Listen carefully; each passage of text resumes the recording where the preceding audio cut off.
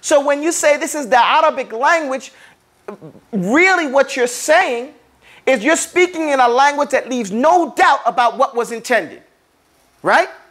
Why is that understanding very important from the very beginning?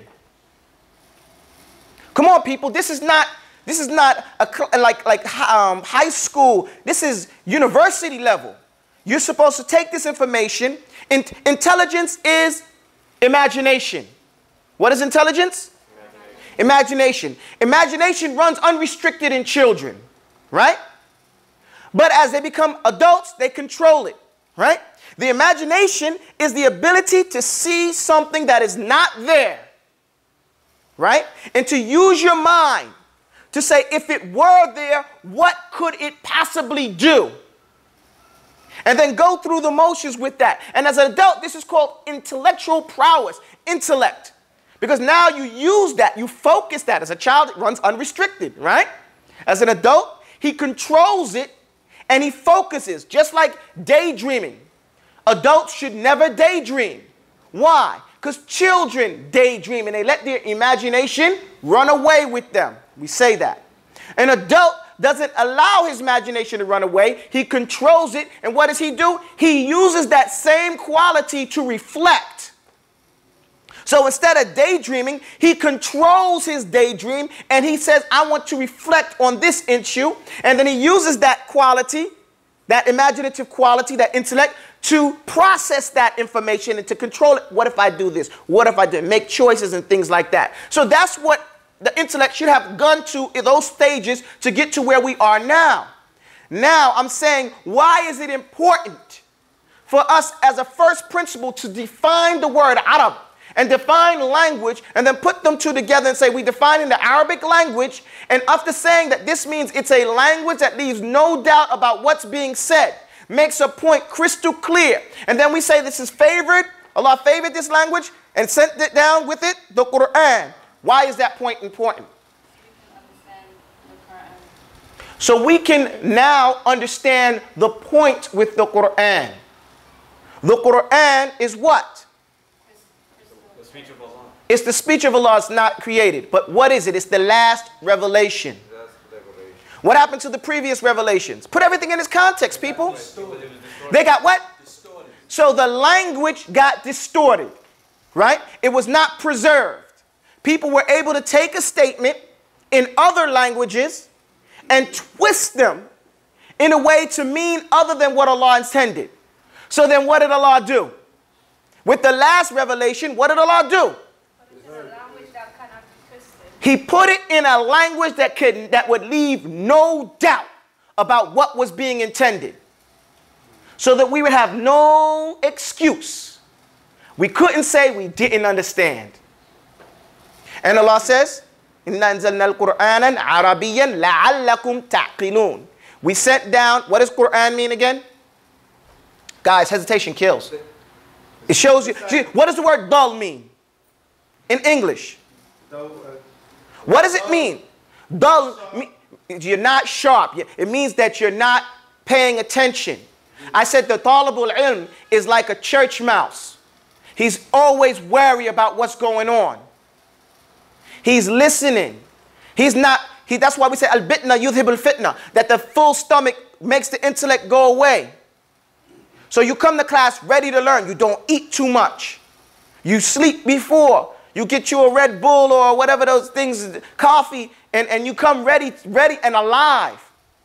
Because Ibn Taymiyyah and others of them said, Al-Muslimu kayyisun fatinun mutaharrikun laysa mutaqawqi'an balidu dhihni kaslan al-badani.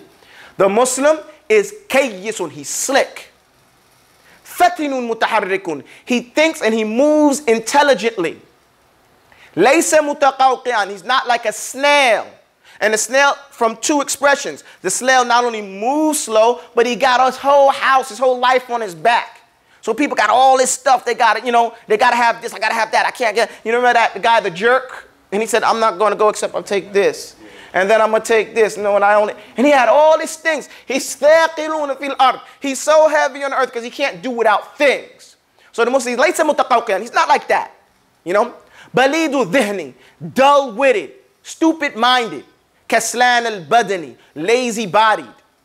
Okay? You see what somebody say they're listless? Every time they stop, they lean. Every time they slouch. They got no himma.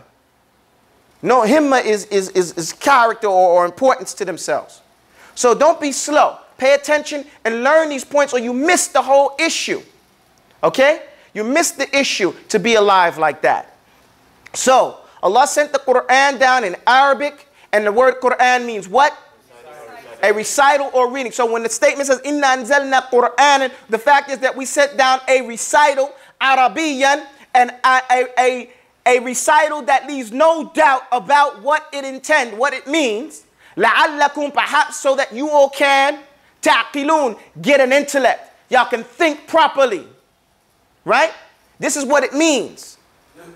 And so all of that, we can get through just taking the word Arabic language. You understand how we start, you say that Imam Shafi sat up all night thinking about different points that he can extract from the knowledge. And this is called tawfiq. So now, after we're going through the Arabic language, what is the Arabic language made up of? How many sciences are in the Arabic language? There are 13 sciences. The one-word sentences are for who? Come on, people. One-word sentences are for who? Excuse me? Children. Children. Is that a one-word sentence? No. So, and the reason why I want y'all to make full sentences in class, why?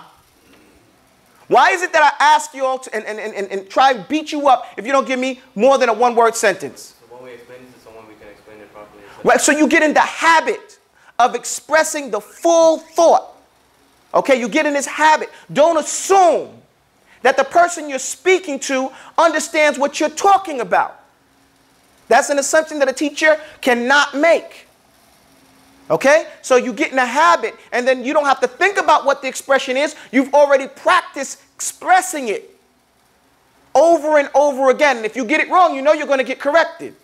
So you practice that. The mind that the student comes into the class is that he's in teacher's school. So all of you all are teachers. We used to say back in the day, each one teach one. It was rhetorical back then, but we really mean it. So everyone has the responsibility not just to come to learn for their own benefit, but to raise up ignorance of myself and those around me. As Ibn Uthaymeen said, Ijlis mustaqim. So this is what we're supposed to be doing. So as you practice your teaching skills. So how many sciences are in the Arabic language? There are 13 sciences in the Arabic language. Right. Now, what are the most important ones according to me? The most important ones according to you are sarf and nahwu. Nahwu wa sarf. It's better if you say what? Sarf and nahwu. Why? You always start off with the most important one. Okay? You start off with the most important, then the second least important. The oldest, then the youngest. Even from the Sunnah, if you name the Sahaba, you should start off with Abu Bakr, then Umar, then Uthman, then Ali. And one of the signs of the people who are Shia and people of Dalala is that they skip Uthman, they name Ali, and then they go to Uthman. They say Abu Bakr, Umar, Ali, and Uthman. And we know this person automatically, he's got some problems in his understanding. Just by that statement. Why? Because he wasn't paying attention to what? To the order that they would come, the order of Fadl, the ones who were better than the next one, according to the people of the first generations. So, anyway, the first two, the best two, in my estimation, the most important are Sarf and Nahwu. What is Sarf? Ooh, wow. Etymology is Astaghfirullah. the science of the study of the word before it's been placed in a sentence. Right. Sarf literally means etymology. What does etymology mean? It's the study of the history of the word.